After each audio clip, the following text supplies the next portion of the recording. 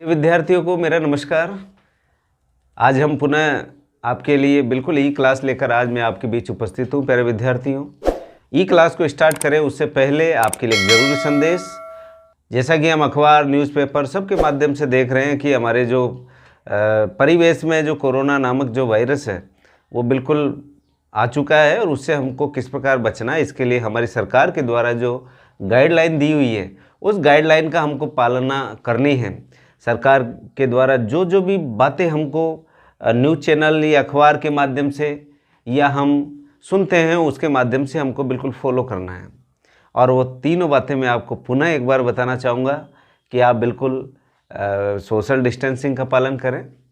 Social distancing का मतलब हमें जब भी बात करते हैं हम किसी से तो हम दूर रह के बात करें, और इतने दूर रह के बात करें कि उसके जो कभी अगर सामने वाला अगर खींच बिल्कुल वो खांसता भी है तो उसके जो कीटाणु आप तक नहीं पहुँचे।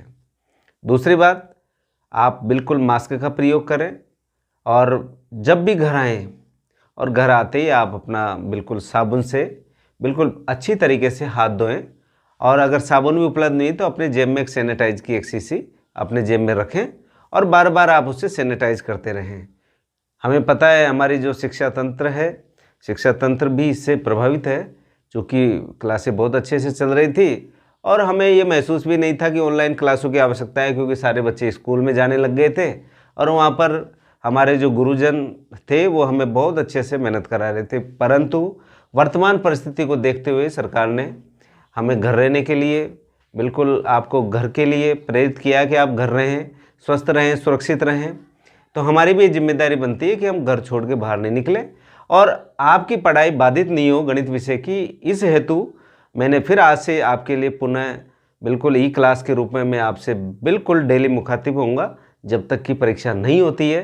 तो आप बिल्कुल आप ये नहीं समझे कि हमारी पढ़ाई नहीं हो रही है, और हमारे जो सरकार की गाइडलाइन का 100% हमको पालना करनी है। और हमारे विभाग द्वारा भी बिल्कुल, हमारे जो शिक्षा विभाग है उसके द्वारा भी बिल्कुल आपके लिए ऑनलाइन क्लासें प्रोवाइड की जाएगी। तो आप बिल्कुल उसको आप अच्छे से देखें, अपनी तैयारी करें। कक्षा 10 और कक्षा 12 के विद्यार्थी विशेषकर, क्योंकि ये जो दोनों कक्षाएं हैं आपकी बिल्कुल आगे की लाइन को ये तय करती है कि हमें किस क्षेत्र में जाना है, हमें कौन सा विषय लेना है। प्यारे विद्यार्थियों, आपका फ्यूचर बिल्कुल आपके हाथ में है और उसके लिए हमें निरंतर हमारा अध्ययन को प्रारंभ रखना है। तो इस हेतु हमारे 1 से लेकर 5 तक के पीरियड हम पहले कर चुके हैं, और आज हमारा जो छठा परीक्षा स्पेशल का जो सत्र 2021 में जो पेपर आना है और जो बोर्ड के द्वारा दिया गया जो मॉडल पेपर, उस मॉडल पेपर के अनुसार हम पॉइंट टू पॉइंट चल रहे हैं। तो उस मॉडल पेपर के अनुसार जो आज हम बात करेंगे वो बात करेंगे प्रश्न नंबर, जो कि आपके डिस्प्ले बोर्ड पे लिखा हुआ प्रश्न नंबर 7 और प्रश्न नंबर 8 पर। तो सबसे पहले हम बात करते हैं प्रश्न नंबर 7 पर। और जो प्रश्न नंबर 7 का जो पेपर में जो प्रश्न होगा, प्रश्न नंबर 7 कौन से नंबर का? प्रश्न नंबर 1 का जो ऑब्जेक्टिव वाला भाग है, उस ऑब्जेक्टिव वाले भाग में 10 प्रश्न होते हैं। 10 प्रश्न का जो 7वें नंबर का जो प्रश्न होगा, कौन से नंबर का? 7वें नंबर का प्रश्न आपके जो प्रश्नावली 11 है, प्रश्नावली 11 से यहाँ पर पूछा जाएगा और इसका नाम है प्रश्नावली 11 का समरूपता। इसमें से मैक्सिमम भाग आपका बिल्कुल जो 60% जो कोर्स आपने पढ़ना था और 40% जो कोर्स आपका हटना था, वो 40% कोर्स में मैक्सिमम जो प्रमेय है वो हटा दी गई है। और 3 प्रमेय हैं जो कि एस वाली है, एस वाली है, 3 प्रमेय और 1 प्रमेय और है, वो 4 प्रमेय मिलाकर इसमें है। वो चारों प्रमेय को हम बड़े जो प्रश्न आएंगे वहाँ पर हम आपको डिटेल में समझाएंगे। यहाँ हम बात कर रहे हैं ऑब्जेक्टिव और क्वेश्चन नंबर 7 की। तो आपको क्वेश्चन नंबर 7 में कौन कौन से प्रश्न बन सकते हैं इसके बारे में हम बात करेंगे यहाँ पर। तो हम प्रारंभ करें मेरे द्वारा दी हुई जो आपको गाइडलाइन है, जो कि मैंने वही बोला है जो कि हमारी सरकार, हमारा चिकित्सा विभाग और हमारा देश हमसे चाहता है। तो प्यारे विद्यार्थियों, कोविड का मुकाबला करना है, हमें स्टे होम यानी घर पे रुक कर, हाथ धोकर, बिल्कुल सोशल डिस्टेंसिंग रखकर और सैनिटाइज का प्रयोग करते हुए हमें बिल्कुल हमारे जीवन को सुरक्षित रखना है और हमारे आस पड़ोस को बिल्कुल बहुत अच्छी तरीके से हमें रखना है, जिससे कि हम हमारे देश के लिए हम कुछ कर पाएँ। तो शुरू करते हैं प्रश्न नंबर 7। प्रश्नावली 11 में जो यहाँ पर जो प्रश्न आपको पेपर में दे रखा है, यानी मॉडल पेपर में दे रखा है, वो इतना सा चाह रहा है कि आपकी जो आधारभूत अनुपातिक प्रमेय है, जिसको हम थेल्स प्रमेय के नाम से भी जानते हैं प्यारे विद्यार्थियों, ये थेल्स प्रमेय, ये इसको बोलते हैं आधारभूत आनुपातिक प्रमेय। इसको भी मैं समझाऊंगा आपके लिए, हालांकि इसके चांसेस कम है या अबसद में ये प्रश्न आना है, ये भी पक्का मान के चलना। तो ये प्रमेय होती क्या है, जैसे कि आपको पता है ये कोई ट्रायंगल है, त्रिभुज है, और इस त्रिभुज की इस भुजा के समांतर हमने एक भुजा खींची जो शेष दोनों भुजाओं को किसी बिंदु पर मिल रही है, प्रतिच्छेद कर रही है। तो प्रतिच्छेद करने के बाद में ये जो भुजा होगी और ये वाली जो भुजा होगी, इन दोनों भुजाओं को जिस जगह ये मिल रही है, तो ये पूरी की पूरी भुजा को जिस दो अनुपात में बांट रही है, एक तो ये वाला टुकड़ा, एक ये वाला टुकड़ा, इसी तरह एक ये वाला टुकड़ा, एक ये वाला टुकड़ा। यहाँ पर मैंने इसको नंबरिंग किया A B C और यहाँ पर D और यहाँ पर E। तो हम यहाँ पर इस प्रमेय को बोलेंगे कि जब हम कहें कि कोई त्रिभुज है, किसी त्रिभुज की एक भुजा के समांतर खींची गई एक रेखा, किसके समांतर, जैसे मैंने इस भुजा के समांतर एक भुजा ये खींची है, इस भुजा के समांतर जब एक रेखा खींचते हैं तो ये शेष दोनों भुजाओं को क्या करती है, प्रतिच्छेद करती है या दोनों भुजाओं पर जाकर मिलती है। तो आप कहेंगे सर ये भुजा है और इस भुजा के समांतर हमने डी खींची और ये डी वाली जो भुजा है ये इन शेष दोनों भुजाओं को मिलती है, दोनों भुजाओं पर मिलती है, दोनों भुजाओं पर प्रतिच्छेद करती है। और प्रतिच्छेद करने के बाद में दोनों भुजाओं को जिस जगह प्रतिच्छेद करती है वो समान अनुपात में क्या करती है, डिवाइड करती है। समान अनुपात में डिवाइड करने से तात्पर्य आपके पास है AD बटा DB बराबर AE बटा EC। ये समान अनुपात में क्या करती है, डिवाइड करती है, और इसे ही हम क्या कहते हैं, थेल्स की प्रमेय बोलते हैं। और ये थेल्स की प्रमेय पर आधारित आपके बोर्ड के जो वो मॉडल पेपर दे रखा है वहाँ पर ये प्रश्न आपको दे रखा है, तो उसके अनुसार ही हमने यहाँ पर कुछ प्रश्न लिखे हैं और कुछ प्रश्न हम लिखेंगे आगे। तो पहला प्रश्न जो मैंने आपके लिए यहाँ पर लिखा है कि ये आपके लिए एक ट्राइंगल है और ये ट्राइंगल ABC और यहाँ पर ये D और यहाँ पर क्या है E, यहाँ पर दे रखा है DE समांतर BC। अब आप समझते हो ये दो खड़े डंडे यानी दो खड़ी लाइन किसको प्रदर्शित करती है, समांतर को, यानी जो ये दोनों रेखाएं, ये कौन सी रेखाएं, समांतर रेखाएं हैं, ये वाली रेखा और ये वाली रेखा। जैसे समांतर रेखा का नाम लिया वैसे हम कह देंगे कि ये थेल्स की प्रमेय से, थेल्स की प्रमेय क्या कहती है कि AD बटा DB बराबर AE बटा EC, जो कि अभी अभी मैंने आपको यहाँ पर बताया है बिल्कुल। तो यहाँ पर जो जो दे रखा उसको लिखते हैं। AD कितना है 4, ये AD की जगह क्या लिख दिया मैंने 4। BD, अब BD बोल दो चाहे DB बोल दो, ये DB बराबर कितना है 6 बराबर AE बराबर कितना दे रखा 5, और EC का भैया उसने पूछा है। तो क्या करते हैं अब ब्रज गुणन कर लेते हैं, ये इससे गुणा हो जाएगा, ये 4EC is equal to 6 × 5, then EC is equal to 6 × 5 upon 4, then ये कट रहा है किससे, 2 से, 2 दूना 4, 2 तीय 6, तो EC बराबर 5 × 15 बटा 2, 15 में 2 का भाग लगा यानी 15 का आधा कर दो, कितना हो गया 7.5। और ये किस में दे रखा है, सेंटीमीटर में, ये सेंटीमीटर आ गया। ये आपने इसको हल किया है और हल करने के बाद में अब आपको ऑब्जेक्टिव रूप में यहाँ पर पहचानना है कि इसका आंसर क्या होगा। तो आप सीधा सीधा कह दोगे कि सर जो इसका आंसर होगा वो C वाला होगा। और ये C वाला आंसर हमने किस तरीके से निकाला, जो आपकी थेल्स की प्रमेय है, जिसको हम आधारभूत अनुपातिक प्रमेय भी बोलते हैं, इसके अनुसार हमने इसको सरल किया। और इतना आपको ड्रामे वहाँ पर लिखने की आवश्यकता नहीं, आपको पीछे पीछे के पेज में रफ कॉपी में आपको पता है ये दोनों भुजाएं समांतर, तो ये बटा ये बटा ये, दोनों को बराबर किया, ब्रज गुणा किया, ब्रज गुणा करते ही आपके पास सीधा सीधा 7.5 आंसर आ जाएगा। इस तरीके से आपको प्रश्न करना है। अब देखो इसका अगला प्रश्न, सेकेंड वाला क्वेश्चन भी हमने इसी के रूप के लिया है, मैं आपके लिए यहाँ पर लिख रहा हूँ इसको। ये आपके पास ट्राइंगल है, ट्राइंगल का नाम वही ABC, और ये मान के चलना 99% ये ट्राइंगल भी ABC के रूप में होगा, ABCDE। या ये स्थिति आ गई, यहाँ पर दे रखा है x + 4, x + 3, 2x - 1 और x + 1, ठीक है। अब आप इसने और भी दिया आपको हिंट क्या दिया है, यदि आकृति में DE समांतर BC, आप कहोगे सर ये आकृति है, इसमें डी ई समांतर है किसके, बी सी, और डी समांतर बी सी होते ही हमारे पास थेल्स प्रमेय है जिसको आधारभूत अनुपातिक प्रमेय बोलते हैं।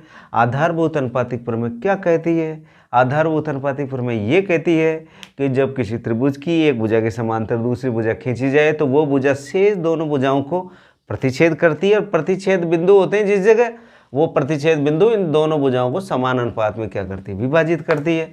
तो यही कहानी यहाँ पर आपको दोहरानी है। तो यहाँ पर आपको पता है, तो यहाँ पर लिखेंगे डी ई समांतर बी सी। ये डी समांतर बी सी है क्योंकि ऑब्जेक्टिव वाला प्रश्न है, इसको सरल नहीं करना, केवल आपको उत्तर लाना है। तो ये डी समांतर बी सी है, तो यहाँ पर बटे के रूप में लिख लो ए डी बटा डी बी बराबर ए ई बटा ई सी, यही है।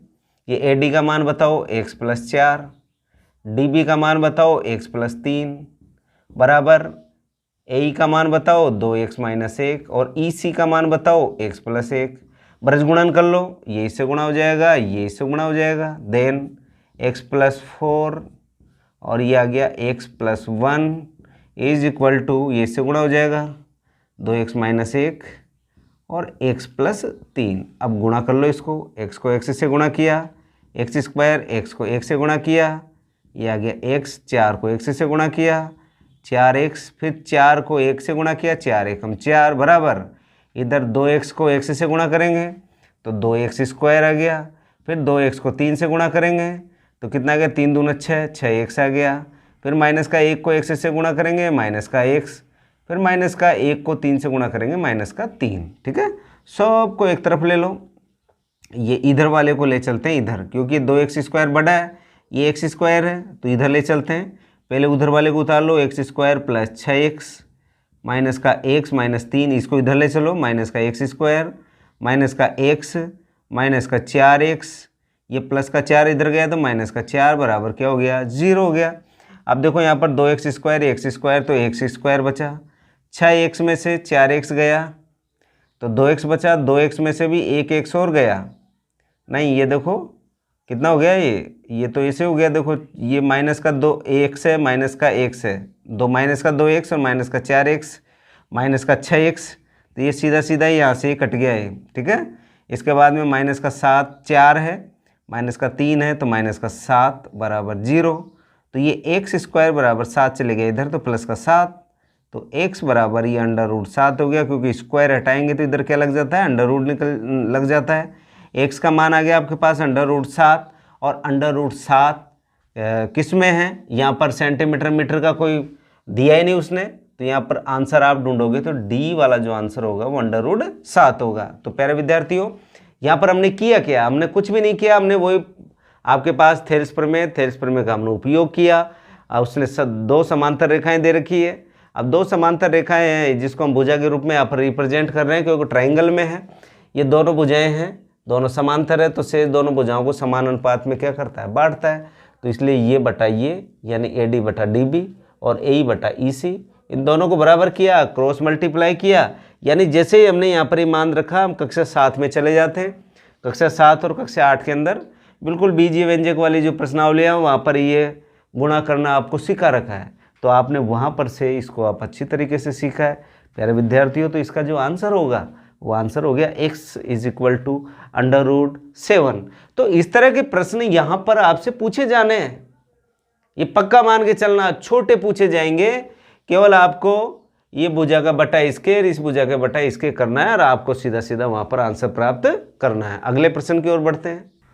इसका हमने तीसरा प्रश्न लिया है। तीसरे प्रश्न में कहा उसने, चित्र आपके बीच में है, इस प्रकार का चित्र आपको दे रखा है यहाँ पर, ये ए बी, ये सी और ये डी, ये इसका विकर्ण हो गया, ये इसका विकर्ण हो गया, दोनों ओ पर मिलते हैं।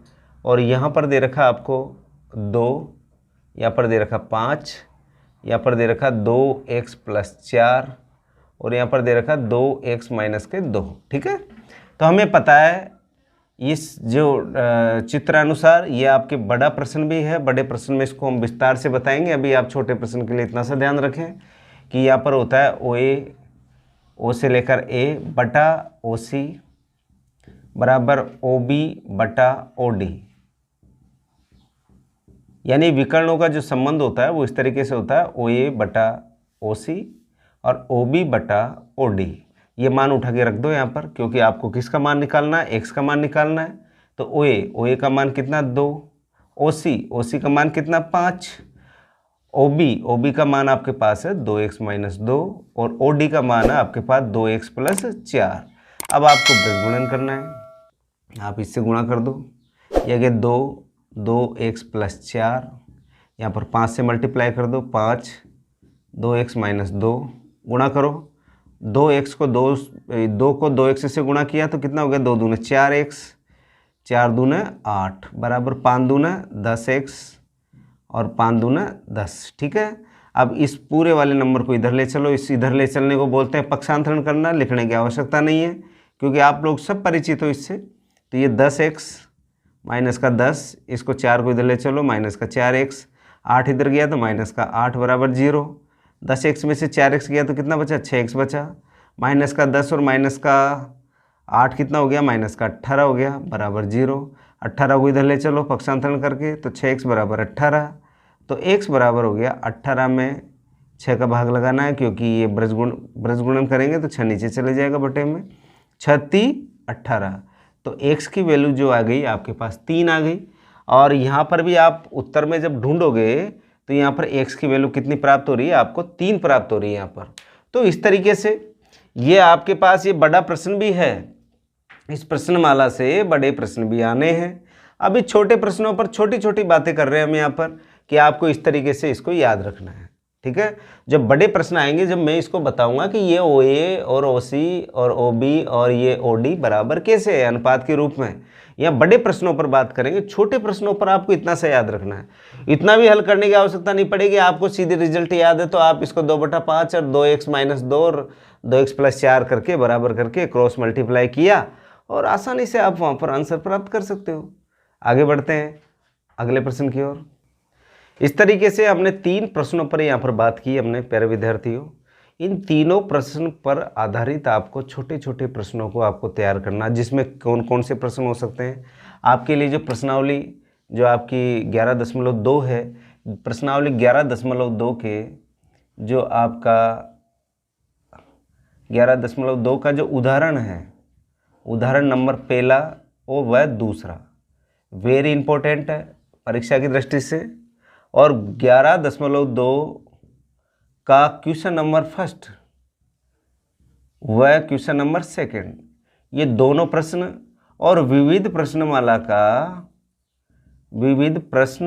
का आपको जो क्वेश्चन तैयार करना है, विविध प्रश्नमाला के जो क्वेश्चन है उस क्वेश्चन पर भी हम बात कर लेते हैं जो आपको हल करने पड़ेंगे। जैसे क्वेश्चन नंबर फर्स्ट है, क्वेश्चन नंबर थर्ड है, क्वेश्चन नंबर थर्ड के बाद में हम बात करें अगले क्वेश्चन की, तो क्वेश्चन नंबर थर्ड के बाद में आप जितने भी समरूप त्रिभुजों से संबंधित जो छोटे छोटे प्रश्न हैं उन प्रश्नों पर आप बात करें। विशेषकर इन प्रश्नों को आप अच्छी तरीके से निकाल लें। जैसे मैंने आपको 3 प्रश्न, 3 के बाद में 4 है, 5 है और ये 4 इसमें 4 और 4 8 9 10 11 12 12 और 3 15 क्वेश्चन तो हम आपको बता चुके हैं, और 15 क्वेश्चन आप खुद बनाएं। आप जब 30 प्रश्न इसके बना चुके होंगे तो आपको लगेगा परीक्षा में इन 30 प्रश्नों से ही आपको गारंटेड आएगा, ये मान के चलना। और परीक्षा के अंदर जो प्रश्न बनेगा वो आधारभूत अनुपातिक प्रमेय से ही बनेगा, अकॉर्डिंग टू जो आपके बोर्ड के जो मॉडल पेपर है उसके अनुसार इस प्रकार के प्रश्न वहाँ पर दिए हुए हैं। तो प्यारे विद्यार्थियों, प्रश्न नंबर 7 की हमने बात की है। अब बढ़ते हैं हम प्रश्न नंबर 8 की ओर। अब बात कर रहे थे हम क्वेश्चन नंबर 8 की। जो क्वेश्चन नंबर 8 है ये आपकी जो प्रश्नावली 12 से प्रश्न पूछा जाता है ये, और प्रश्नावली 12 का नाम है व्रत की सारी कंडीशन है। अगर आपको देखनी है तो आप बिल्कुल मेरे इसी चैनल पर पूरी की पूरी प्रश्नावली अपलोड है, वहाँ से आप इसको पूरा डिटेल्ड आप देख सकते हैं। यहाँ पर हम परीक्षा स्पेशल के जो पेपर के प्रश्नों पर चर्चा कर रहे हैं हम, और प्रश्न किस प्रकार यहाँ पर बनते हैं उसकी हम यहाँ पर बात कर रहे हैं।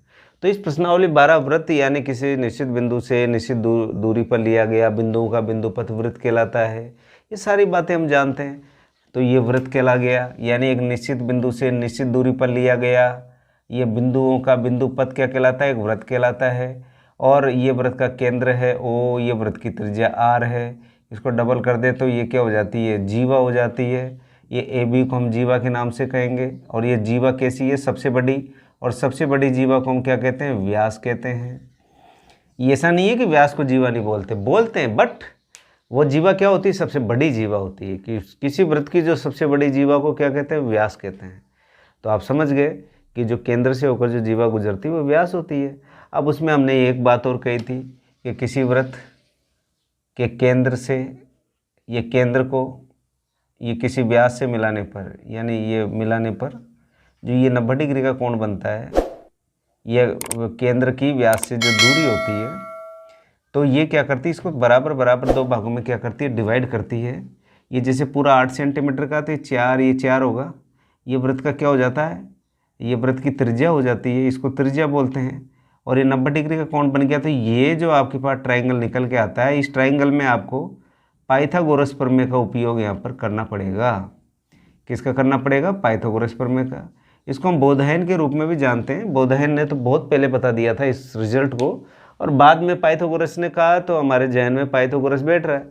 तो आप समझ रहे हो, पाइथागोरस प्रमेय बराबर किसी त्रिभुज भी, कौन सा त्रिभुज, समकोण त्रिभुज, किसी समकोण त्रिभुज की सबसे बड़ी भुजा का वर्ग शेष दोनों भुजाओं के वर्गों के योग के बराबर होता है। ये होती है आपकी कौन सी, पाइथागोरस प्रमेय। यानी कर्ण का स्क्वायर बराबर आधार का स्क्वायर प्लस लंब का स्क्वायर।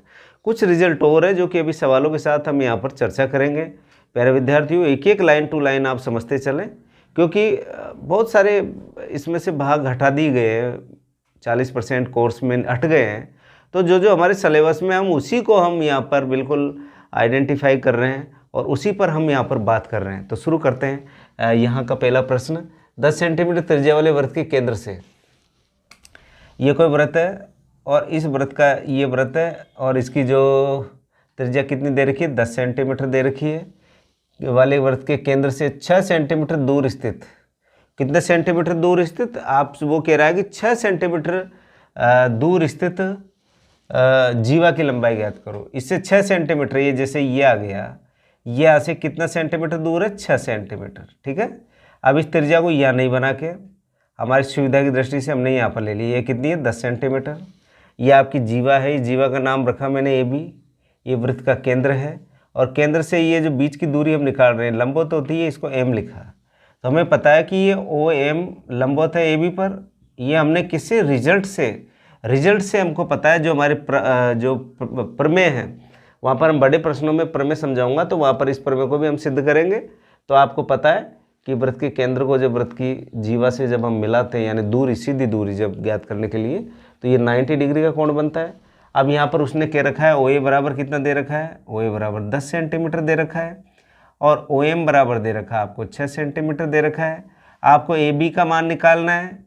तो ए बी का मान निकालने के लिए हमको एक रिजल्ट पता है कि जब किसी वृत्त के केंद्र को जो वृत्त की जीवा से जब हम मिलाते हैं लंबवत, तो ये इस जीवा को समान दो भागों में बांटती है। तो आप कह दोगे कि ए एम बराबर एम बी, ये भी होता है रिजल्ट के रूप में। तो आपके पास जो ट्राइंगल है, ट्राइंगल ए एम ओ में कोण एम बराबर कितना डिग्री है, यहाँ पर 90 डिग्री है। 90 डिग्री होते ही आपके पास पाइथागोरस प्रमेय है। पाइथागोरस प्रमेय क्या कहती है, पाइथागोरस प्रमेय कहती है कि कर्ण का स्क्वायर बराबर आधार का स्क्वायर प्लस लंब का स्क्वायर। कर्ण कौन है यहाँ पर, 10 का स्क्वायर हो गया। कर्ण क्या है, 90 डिग्री के सामने वाली भुजा को हम क्या कहते हैं, कर्ण कहते हैं। और शेष दोनों भुजाओं, क्योंकि यहाँ पर थीटा का कोई रोल नहीं है, इसलिए किसी को भी आधार किसी को भी ऊंचाई हम मान सकते हैं। तो यहाँ पर आधार क्या है, ए एम का स्क्वायर प्लस लंब कितना है, 6 का स्क्वायर 10 का वर्ग हो गया 100, और ये ए एम स्क्वायर 6 का वर्ग हो गया 36। देन 36 को इधर ले आओ, इधर लाने को हम बोलते हैं पक्षांतरण करना। तो ये 100 minus 36, then a m square घटाओ कितना हो गया, 64 हो गया। तो ए एम स्क्वायर बराबर 64, स्क्वायर हटाएंगे तो इधर क्या लग जाएगा, अंडर रूट, ये 64 अंडर रूट में आ गया। देन ये इसको हल करेंगे तो ये आएगा प्लस माइनस 8 ए एम। अब आपको पता है कि दूरी कभी भी माइनस में नहीं होती, इसलिए इस माइनस का तो रोल ही खत्म। तो 8 किस में आएगा, प्लस में। अभी ये जीवा नहीं निकली है, ए बी नहीं निकला है, क्या निकली है आपके पास, ए एम। ठीक है। तो यहाँ पर आपको पता है ए बी बराबर, क्योंकि दोनों बराबर बराबर है, तो ये आ गया 8 + 8, 8 और 8 16। किस में है ये, सेंटीमीटर में। 16 क्यों हुआ, क्योंकि आपने यहाँ पर बता रखा है कि ए एम बराबर एम बी होता है, तो ए एम का मान आपने निकाल लिया 8, तो एम बी का मान भी 8, a m plus m b बराबर कितना हो गया, 8 और 8 16 हो गया। तो यहाँ पर 16 आ गया, तो यहाँ पर भी आपको आंसर ढूंढना है। आंसर ढूंढोगे तो आपको यहाँ पर 16 मिल जाएगा और यहाँ से टिक करके हम आगे बढ़ सकते हैं यहाँ पर, ठीक है। इस तरीके से हमने पहले प्रश्न पर बात की। अब करते हैं दूसरे प्रश्न पर बात। अगला प्रश्न जो हमने यहाँ पर लिया, लघु चाप का डिग्री माप होगा। लघु यानी छोटा, चाप यानी आप जानते हो। जैसे यहाँ पर कोई ये हमने एक वृत्त लिया, ये वृत्त का केंद्र है, और ये जैसे मैंने एक चाप ये ले लिया, ठीक है। इसको जब हमने देखा कि ये छोटा है, इसको हम बार बार लघु चाप के रूप में कह रहे हैं, और ये वाला चाप क्या हो गया, बड़ा वाला हो गया, ठीक है। तो आप कह दोगे कि सर जैसे ही हम इसको तो बोल दिया हमने लघु चाप, और इसको बोल दिया हमने दीर्घ चाप। आप इस एक चित्र और बना रहा हूं आपके लिए। यहाँ पर ये केंद्र है, ये आपका क्या हो गया, व्यास। व्यास भी दो चापों में बांट रहा है एक दूसरे को। आप कह दोगे सर ये तो दोनों ही बराबर बराबर हो गए, तो लघु नहीं कह सकते, दीर्घ नहीं कह सकते, दोनों ही चाप बराबर बराबर है। जब दोनों चाप बराबर बराबर होते हैं तो ये कोण कितने डिग्री का होता है, 180 डिग्री का होता है। नीचे वाला भी 180 डिग्री का होता है। तो आप कह दोगे सर जब अर्धवृत्त होता है तब तो ये चाप कितने डिग्री का, 180 का। जैसे ही अर्धवृत्त से थोड़ा सा और बढ़ा देते हैं तो आप कह दोगे सर 180 से थोड़ा सा और बढ़ा देंगे तो 180 डिग्री से भी ज़्यादा बढ़ जाएगा।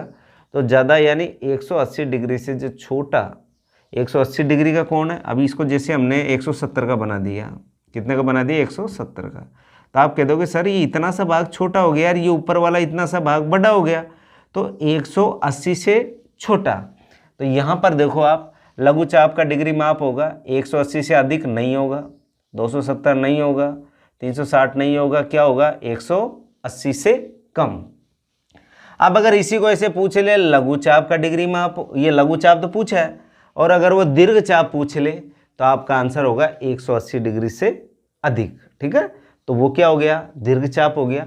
इस तरीके से चाहे लघु का पूछे चाहे दीर्घ का पूछे तो आपको इस तरीके से बताना है। अगला प्रश्न तीसरा, एक वृत्त में केंद्र से समान दूरी पर स्थित जीवाएं एक दूसरे की होती है। यहाँ पर बराबर दे रखा, दुगनी दे रखा, आदि दे रखा। ये कोई वृत्त है, ये वृत्त का केंद्र है, केंद्र से ये 5 सेंटीमीटर दूर हमने एक जीवा ले ली, ये जीवा ले ली। इसी तरह 5 सेंटीमीटर दूर दूसरी जीवा ले ली, ठीक है। तो आप कह दोगे कि दोनों जीवाओं की लंबाई क्या होती है, बराबर होती है। तो यहाँ पर आपको ढूंढना पड़ेगा बराबर किधर है। तो आप कह दोगे सर ये डी वाला क्या है, बराबर है। तो यहाँ का जो आंसर होगा तीसरे का, वो आप सीधा सीधा आप बता देना क्या आएगा, इसमें बराबर आएगा। तो ये आपको पता होना चाहिए, ये भी एक एज ए प्रमेय है कि किसी वृत्त के केंद्र से समान दूरी पर स्थित जीवाएं बराबर माप की होती है। ये एक थ्योरम है, प्रमेय है। अगर आपको ये रिजल्ट आपको छोटे छोटे याद है ना, तो आगे जब हमारे बड़े प्रश्न आएंगे, अभी तो ऑब्जेक्टिव वाले प्रश्नों पर बात हो रही है, जैसे आपके पास 5 नंबर का, 6 नंबर का और 4 नंबर के जब प्रश्नों पर हम बात करेंगे तो इन्हीं में से ही तो बात करेंगे। अभी दोबारा आएगी ये प्रश्नावली, अभी तो हमने छोटे छोटे अबसदा के रूप में हम बात कर रहे हैं। अब अगला प्रश्न देखो चौथा, 3 संरेख बिंदुओं से गुजरने वाले वृत्त की संख्या। अब 3 संरेख बिंदु पूछ रहा है, असंरेख नहीं पूछ रहा है। 3 संरेख, यहाँ पर बच्चे गलती करते हैं। अब बच्चे गलती क्या करते हैं, और प्रश्न तो पूछा संरेख का और उत्तर लिखते असंरेख का। तो बताइए यहाँ पर क्या है, संरेख है। अब संरेख लो भाई, हमने ये क्या कर दिया, ये 3 बिंदु, एक तो ये ले लिया, एक ये ले लिया और एक ये ले लिया। अब तीनों बिंदुओं से वृत्त खींचे तो ये दो बिंदुओं से तो क्या बन रहा है, तीसरा तो आ ही नहीं रहा इस वृत्त पे। तो आप कह दोगे कि तीनों संरेख बिंदुओं पर जो वृत्तों की संख्या होती है वो क्या होती है, 0 होती है। क्या होती है, 0। यहाँ पर 0 आ गया। अब इसी को मैं संरेख को असंरेख बना रहा हूँ, इस संरेख को क्या बना रहा हूँ, असंरेख। अगला प्रश्न जैसे 5वें के रूप में आप समझ लो कि 3 संरेख की जगह मैंने क्या लिख दिया, असंरेख।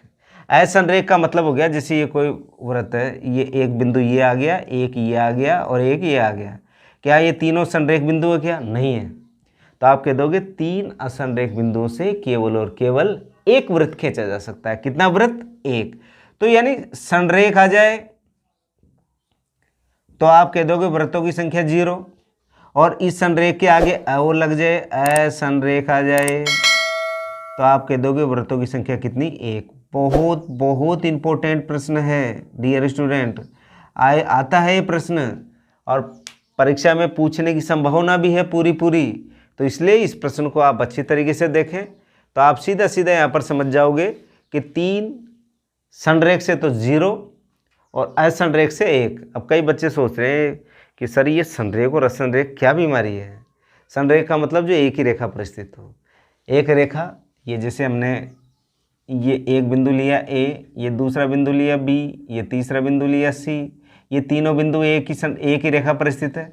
एक बिंदु ये ले लिया, एक बिंदु ये ले लिया, एक बिंदु ये ले लिया, क्या तीनों एक रेखा पर है क्या? नहीं। तो आप कह दोगे दो तो एक रेखा पर हो सकते हैं, ये दो भी हो गए, ये दो भी हो गए, लेकिन तीनों एक रेखा पर नहीं है। इसलिए हम इसको कौन सा बिंदु बोलते हैं? असंरेख। और असंरेख बिंदुओं से होकर केवल एक वृत्त खींचा जा सकता है और संरेख बिंदुओं से होकर हम कह देंगे कि वृत्त नहीं खींचा जा सकता। और नहीं खींचा जा सकता तो इसका आंसर क्या होगा? यहाँ पर शून्य होगा। अब इसका जो लास्ट प्रश्न है 5वां, इस पर बात कर रहे हैं। अब हम 5वें प्रश्न की बात कर रहे हैं। 5वें प्रश्न में कहा है कि वृत्त है और वृत्त का केंद्र O है। O से वृत्त की त्रिज्या 5 सेंटीमीटर दे रखी है, जीवा दे रखी है AB बराबर 8 सेंटीमीटर। तो मैं इस चित्र को वापस इधर बनाना चाहूँगा। ये कोई वृत्त है, ये वृत्त का केंद्र है O, और इस केंद्र के O से ये वृत्त की क्या होगी? त्रिज्या OA कितनी दे रखी है? यहाँ पर आपको दे रखी 5 सेंटीमीटर। और ये एक जीवा है और इस जीवा की लंबाई दे रखी है 8 सेंटीमीटर। तो जीवा AB को O से दूरी, यानी O से दूरी हमने यहाँ पर लंब डाला, ये 90 डिग्री का। जैसे लंब डाला हमने कह दिया कि दोनों बराबर बराबर भागों में बांटता है, इसको M से प्रदर्शित किया। तो यहाँ पर कह देंगे कि कोण M बराबर कितना डिग्री होता है? 90 डिग्री होता है प्रमेय के अनुसार। तो अब इस ट्राइंगल को लेते हैं हम। तो यहाँ पर बात करेंगे ट्राइंगल AMO में, ट्राइंगल AMO में यहाँ पर कोण M बराबर आप कह दोगे सीधा सीधा 90 डिग्री का है। जैसे 90 डिग्री हुआ, पाइथागोरस प्रमेय से मिलेंगे हम। पाइथागोरस प्रमेय से मिलने के बाद में पाइथागोरस प्रमेय ने कहा हमसे, क्या कहा? उसने कहा कि भैया कर्ण का स्क्वायर बराबर आधार का स्क्वायर प्लस लंब का स्क्वायर होता है। तो यहाँ पर कर्ण, उसने एक संकेत तोड़ दिया, 90 डिग्री के सामने की भुजा क्या होती है? कर्ण होती है। तो यहाँ पर आ गया 5 का स्क्वायर। आधार उसने कहा कि भैया ये 8 सेंटीमीटर है, तो ये आधी आधी हो जाती है, हमको पता है। आधी आधी क्यों हो जाती है? लंब डालते ही प्रमेय के अनुसार। तो यहाँ पर इसको ऊपर ही लिख दो AM बराबर M और इसको B दे दो थे नाम, MB, ठीक है। तो यहाँ पर कितना हो गया? ये 4 सेंटीमीटर हो गया। तो ये A क्या आ गया? आधार 4, ये 4 का स्क्वायर आ गया। लंब आपको निकालना है OM, ये OM का स्क्वायर, 5 का 25 और 4 का 16 प्लस OM स्क्वायर। तो 16 को इधर ले आओ, 25 माइनस 16 बराबर OM स्क्वायर। 25 में से 16 गए तो कितने बचे? आप कह दोगे सर 9 बचे। ये OM स्क्वायर, स्क्वायर को हटाएंगे तो इधर क्या लग जाएगा? अंडर रूट लग जाएगा। ये OM, ठीक है। अब ये आगे प्लस माइनस 3 आता है, लेकिन ये मामला दूरी में है और डिस्टेंस हमेशा माइनस में नहीं होती है, ध्यान रखना। डिस्टेंस यानी दूरी हमेशा प्लस में होती है। तो इसका अंडर रूट करेंगे तो OM बराबर कितना आ गया? 3 आ गया। 3 किस में है? आप कह दोगे सर सेंटीमीटर में है। यही तो पूछ रहा है वो। उसने कहा कि वृत्त ये दे रखा है जिसकी जीवा AB बराबर 8 सेंटीमीटर, त्रिज्या 5 सेंटीमीटर है। जीवा AB की O से दूरी, ये जीवा AB की O से दूरी, तो O से दूरी अपन निकाल ही चुके, कितनी है? 3 है। अब इसमें अबसद में ढूंढो, तो आप कह दोगे सर ये C वाला क्या आ गया? इसका आंसर आ गया। तो ये छोटे छोटे प्रश्नों पर अगर हमारा अभ्यास, हम इन छोटे छोटे प्रश्नों पर हम बिल्कुल छोटे छोटे बहुत सारे प्रश्न अगर हम बना लेंगे तो निश्चित तौर पर मेरा मानना है कि आपके प्रश्न गलत नहीं होंगे और ये 10 के 10 नंबर आपकी जेब में आने चाहिए। अब इसमें देखो और कौन कौन से प्रश्नों को हमको देखना है। अब इस प्रश्नमाला में से हमको कौन कौन से प्रश्नों पर प्रश्न नंबर 8 के लिए हमको और भी प्रश्न हल करने हैं। उसके लिए आप प्रश्नावली 12.1 को पूरा करना तैयार, क्योंकि वहाँ पर छोटे छोटे प्रश्न हैं। और 12.2 जो प्रश्नावली है उसके भी जो आपको प्रश्न नंबर जो 12.2 है उसका प्रश्न नंबर पहला, क्वेश्चन नंबर फर्स्ट आपको पूरा तैयार करना है। यानी प्रश्नावली 12.2 तो पूरी पढ़नी है और प्रश्नावली 12.2 का क्वेश्चन नंबर 1 आपको यहाँ पर देखना है। और प्रश्नावली 12 की जो विविध है उस विविध के आपको चक्रीय चतुर्भुज को छोड़कर, क्योंकि चक्रीय चतुर्भुज आपके सिलेबस से हटा दिया गया है इस वर्ष, तो वो चक्रीय चतुर्भुज को छोड़ के जैसे प्रश्न नंबर 1 करना है, 2 करना है, 3 करना है, 4 करना है, 5 करना है और 6 करना है, 7, 8, 9, 10 यानी क्वेश्चन नंबर 1 से 10 तक आपको ये प्रश्न आपको यहाँ पर करने हैं विविध प्रश्नमाला के, क्योंकि विविध में ऑब्जेक्टिव दे रखे हैं, प्रश्न ऑब्जेक्टिव से पूछे जाते हैं। 10 के बाद में 11वां भी आपको करना है यहाँ पर, क्वेश्चन नंबर 11 यानी क्वेश्चन नंबर 1 से लेकर 11 ये ऑब्जेक्टिव है यानी वस्तुनिष्ठ है। ये वस्तुनिष्ठ वाले प्रश्न है, इसको आपको अच्छी तरीके से तैयार करना है। अगर आप इनको तैयार कर लोगे ना तो इनसे बाहर आपका प्रश्न नहीं जाएगा, ये आप श्योर मान के चलना, क्योंकि पेपर भी इजी आने वाला है, हमें समय भी कम मिला है और सबको पता है इस चीज़ का, क्योंकि हमारी स्कूल ही 2 महीने में चल के बंद हो गई, तो पेपर का स्तर क्या होगा। तो आप इस तरीके से आप इन छोटे छोटे प्रश्नों पर अभ्यास रखें। प्यारे विद्यार्थियों, सबसे ज़्यादा अगर कठिनाई अगर कोई प्रश्न में आती है तो वो आती है ऑब्जेक्टिव में, वस्तुनिष्ठ वाले प्रश्न में, क्योंकि प्रत्येक लाइन प्रत्येक प्रश्न पर बहुत सारे ऑब्जेक्टिव प्रश्न बन जाते हैं और हम चाहते हैं कि हम बिल्कुल बहुत पूरे के पूरे 10 के 10 अभय सदय वाले प्रश्न जो वस्तुनिष्ठ है उसको हम पूरे के पूरे नंबर प्राप्त कर लें। उसके लिए आपको कठिन परिश्रम की आवश्यकता है, इसी पोर्शन में कठिन परिश्रम की आवश्यकता है। अच्छे नंबर में तो ओपन है, कौन सा प्रश्न किधर से आएगा। तो प्यारे विद्यार्थियों, आज का जो हमारा जो लेसन है वो प्रश्न नंबर 7 और प्रश्न नंबर 8 का था। मैंने 10-12 प्रश्नों पर आपको अभ्यास कराया है और बहुत सारे प्रश्न मैंने बताए हैं आपको बिल्कुल कि आपको कौन से प्रश्न पर आपको चर्चा करनी है। जहाँ पर भी उस प्रश्न पर आपको बिल्कुल परेशानी आए तो वहाँ पर मेरे इस चैनल पर आप उस प्रश्नावली को खोलें। जैसे प्रश्नावली 12 है, बिल्कुल पूरी की पूरी अपलोड है, पॉइंट टू पॉइंट। कोई सा भी प्रश्न आप कोई सा भी देख सकते हो, कोई सा जहाँ पर भी आप भटक रहे हो वहाँ पर आप उसको अपनी क्वेरीज को दूर कर सकते हो। फिर भी आपको लगता है कि यहाँ पर तो सर की हेल्प की पुनः आवश्यकता है, तो आप मेरे को निसंकोच मेरे व्हाट्सएप नंबर पर आप मेरे को बिल्कुल मैसेज करें। मैं आने वाले वीडियो में आपके लिए उस कठिनाई को दूर करने का पूरा प्रयास करूँगा और बिल्कुल आपको अच्छे नंबर प्राप्त हो जाए, ऐसी आशा और अपेक्षाओं के साथ हमने ई क्लास को पुनः प्रारंभ किया है। प्यारे विद्यार्थियों, इस जो महामारी के दौर में आप स्वयं भी स्वस्थ रहें और हमारे आसपास का जो वातावरण है उस वातावरण में भी जितने भी हमारे परिचित या जो परिचित नहीं है उन सबको एक मैसेज ज़रूर दें कि हमें बिल्कुल सरकार की गाइडलाइन का पालन करना है। जिस प्रकार सरकार हमें आदेशित करती है उनके आदेशों का हमको अक्षरशः पालना करनी है, क्योंकि हम स्वस्थ रहेंगे तो पूरा देश स्वस्थ है। और आज के लिए इतना ही, कल फिर मिलते हैं। Thank you.